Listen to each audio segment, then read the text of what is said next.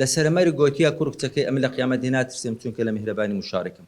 خۆشەویستان، میهرەبانی ویستمان بە زازەکانی شاری هەولێرێکە، زێڕینگرەکان، دوکاندارەکان، ئەوانەی لە سناعینە، ئەوانەی کاسبکارن، ئەوانەی معمەلیان هەیە، ئەوانەی کە تیجارەت دەکەن، ئەوانەی شەریکیان هەیە، ئەوانەی ئیشی دراوی دەکەن، ئەوانەی کە پەرلەمانتارن. جزئەک نەمان گوتیە زۆر، جزئەک زیادەکەی خۆتان یەک تۆز زیادەکەتان بینن لە جێشی خڕ دەکەینەوە، مەحامیەکان، مهندیسەکان. یعنی ئەمن بەڕاستی هەتا دەمرم زۆر سوپاسی مهندیس هونەری دەکەم، هونەر کە بەڕاستی حاجی ئەحمەد یەکەم کەس بووە کە بەگەرم کەتیە، ئەو ئیشەمان دروست کردیە، هەمومان بەیەکەوە ئەو ئیشەمان کردیە. لۆیەکە ومێد دەکەم لە خوای گەورە عاقبەت خێرمان بکە و ئەو تێشووە ئەو زەخیرەمان لێ قبول بکە. دیداری میهرەبانیتان پیرۆز بیتن. ومێد دەکەم کە ساڵی دابێتن شتی گەورەتر بکەین، پرۆژەی گەورەترمان هەیە و شتی جوانتر تەقدیم دەکەین بە پشتیوانی خوای گەورە. زۆر سوپاسان دەکەم، دەپاڕێمەوە لە خوای گەورە. اللهم إنا نسألك العفو والعافية في ديننا ودنيانا وأهلنا ومالنا. دەپارێنەوە دەڵالێنەوە لە خوای گەورە بیکاتە تێش و قیامەت. زۆر سوپاسی خێرخوازەکان دەکەم، بە تایبەتی دوعای بکەن لە بۆ حاجی دڵشادی مەطبعەی حاجی هاشم کە بڕیاریدا $5 ملیۆن داتێ. دە دەفتەری دابوومێ قەدەرەن تووشی کۆرۆنای بوو، بەڵام لەسرە مەرگ گوتبووی بانجی کچەکە و کوڕەکەی کردبوو، گوتبووی ئەمن ناترسم لە قیامەتێ چونکە لە میهرەبانی مشارکم. نەشانزانی بوو چەندی پارەدایە.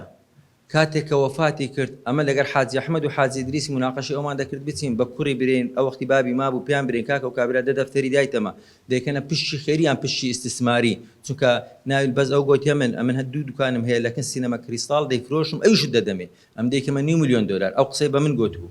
لەسەرمەری گوتیە کوڕکچەکەی ئەم لە قیامەت ناترسێم چونکە لە میهرەبانی مشارکم. کچەکە و کوڕەکەی هاتن، کچەکە لەگەر زاواکەی هاتەکنە من گوتی بابم گوتیتی ئەنگۆش بڕۆنە میهرەبانی. ئەمن وەسیەتی بابم جێبەجێ دەکەم، گوتیتیشی ئەمن خێرم کردێ لە میهرەبانی. ئەمیش ڕسمەکەی لە بێکەوە ڕاوەستابین کە باسمان کرد. فرمێسکی هاتە خوارێ گوتم ئەو ڕسمی بابتە کاتێک کە بینی گوتی بابم لەسرە مەرگ گوتی هەموویم کردیتە خێر، دە دەفتەری کردە خێر. ئەمە کەسانێک هەبووە 40 دەفتەریان کردە خێر، کەسانێک هەبووە 13 دەفتەری کردە خێر، کەس هەبووە 7 دەفتەری کردە خێر. بە پارەی ئەو خێرخوازانە دروستمان کرد و بەردەوامیمان بە پارەی خزمەتی دکتۆرەکان بوو. لێرە سوپاسی هەموو دکتۆرە پسپۆرەکان دەکەم، دەستیان ماز دەکەم، چونکە هەرچەند ئیشان کردبی کە 54 دکتۆری پسپۆرمان هەیە، 100 دیناریان ئیش کردبی 5 دیناری خستە ناو سندوقی.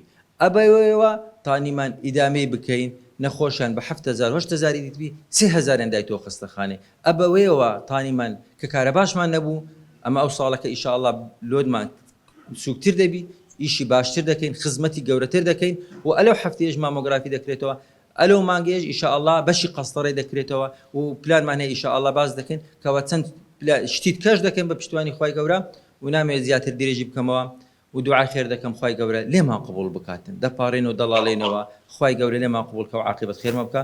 زۆر سوپاسی هەر هەمووتان دەکەم و کاک سامان عارەب کە بە برایەتی هات ئەو کەسە بوو کە قسەی تێدا کردە و یەکەم کەسیش بەردی بناغی ئێرکوانە چمەنتۆیەکەی تێکرد مامۆستا عوسمان هەڵەبجەی بوو مزگەوتی بەختیاری.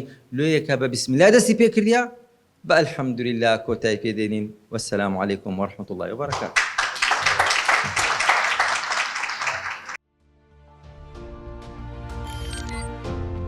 میهرەبانی دڵسۆزی و لێزانی